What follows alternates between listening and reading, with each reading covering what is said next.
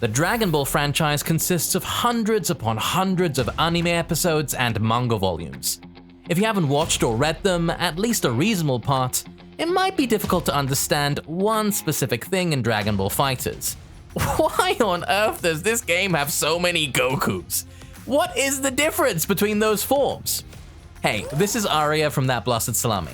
In this video on DashFight, I want to create a clear explanation of all of Goku's forms in Dragon Ball FighterZ, lore and gameplay-wise. And yeah, I've decided to add Vegeta here as well. Without the Prince of Saiyans, we can't properly understand the fusions, which are also forms of Goku. Also, Vegeta is a badass and my personal favorite character in the franchise, so let's get into it. We have a super simple explanation of almost everything that happens in the world of Dragon Ball, and it is directly connected to Goku's forms. It's all about this guy gaining power. He starts out as a small kid, he faces dangerous villains, and to defeat them he gets stronger. Each new opponent is just an excuse for Goku to train more and get stronger again. Eventually the hero has to step beyond the limitations of his basic form. Goku opens up his internal potential and reaches all sorts of legendary and mystical forms, along with a veritable rainbow of hair colors along the way. Is it possible to also simplify Vegeta's story in Dragon Ball? Well, yes. He's kind of like the tool for Goku in his power-up journey. He starts off as a villain, but in a classic anime trope, gets repeatedly punched into being a good guy anti-hero in the end. Then the Prince of Saiyan becomes the secret ingredient, Goku confused with Vegeta, and both boost their fighting abilities to the next level.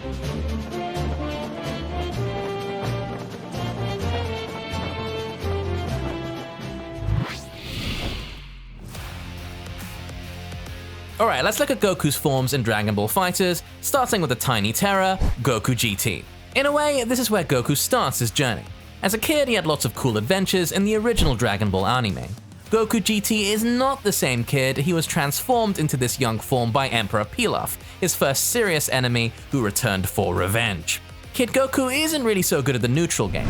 His normals are rather stubby, and the power of this character lies within his meter-dependent moves. So to make GT Goku effective, it's best to play him as mid.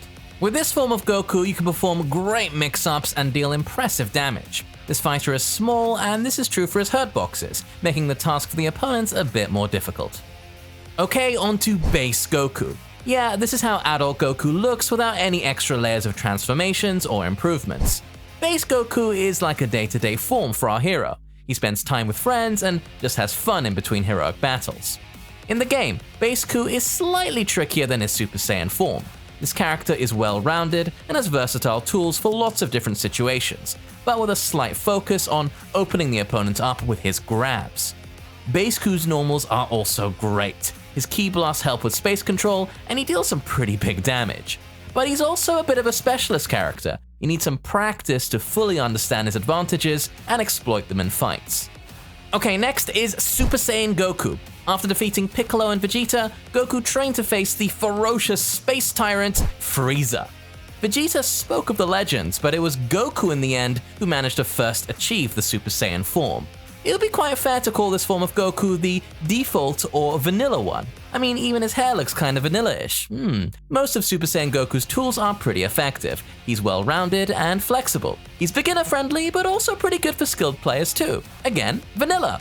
His mix-up game is a bit lacking, but thanks to his ever-dependable beam assist and versatility, Super Saiyan Goku makes a decent anchor. Next up, Blueberry Goku. At some point, the legendary Super Saiyan level wasn't enough. He had to fight the gods. In the battle against Beerus, Goku suddenly transformed into a godlike form. A bit later, he got special training with the God of Destruction to transform into an even more superior form, Super Saiyan God Super Saiyan. And here it is, Blue Goku.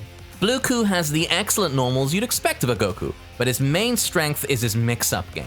Boasting a powerful command grab, an overhead, all sorts of tricky frame traps, and left-right mix-ups, of all the Gokus, none of them is as good as opening the opponent up as Blue Goku.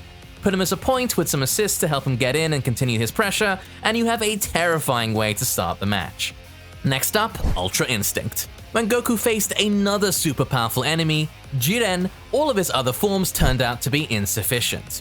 To defeat Jiren, Goku separated his body from mind to fight on instinct alone. Ultra Instinct is a rare and unique state even for Goku. He can't transform into it at will like with his other forms. UI Goku is very much about space control, defense, and quick counters. His incredible ki blasts and beams give him superlative control over the stage, and he's easily the most dangerous form of Goku to try and pressure with his bevy of unique defensive skills. He's no slouch on the offense either, but at high level his pressure is a bit linear. Combine UI Goku's space control with some great flexible assists, and you can place him pretty much anywhere on a team. Become DashFight supporter on Patreon and get a chance to win a coaching session with a pro player. Click the link in the description.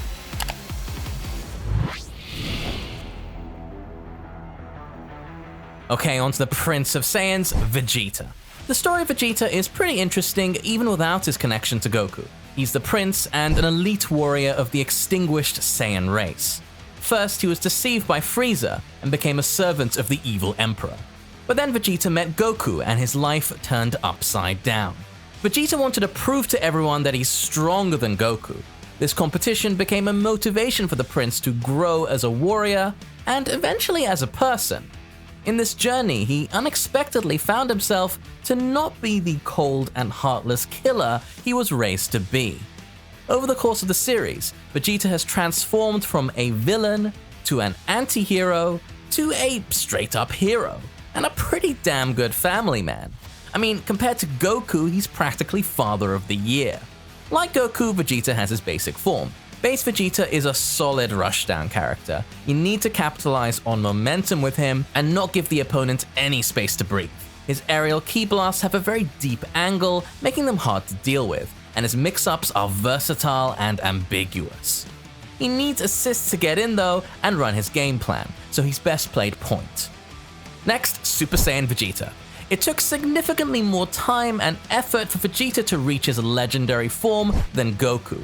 Only after life-threatening training on an alien planet did Vegeta finally achieve a lush head of golden Super Saiyan locks. This version of Vegeta is pretty similar in concept to Super Saiyan Goku.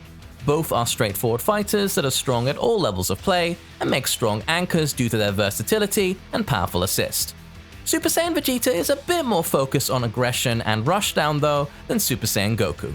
Next is Blue Vegeta. Vegeta got his training with the God of Destruction's attendant, Whis, and this time his pride wasn't harmed. It's the first form that Vegeta achieved before Goku.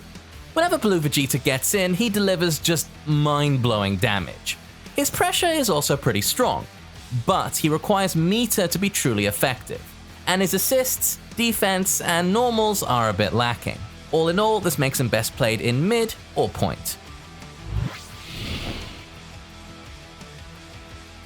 Okay, onto the fusions. Goku learnt the fusion dance from some aliens in the world of the dead, as you do. It allows two persons to fuse into one, and the power of the new warrior is significantly higher than that of the originals. Another type of fusion uses the Potara earrings. It creates a different personality, and this fusion can't be reversed, with some exceptions. Vegito was created by Potara fusion, when Goku and Vegeta tried to defeat Majin Buu.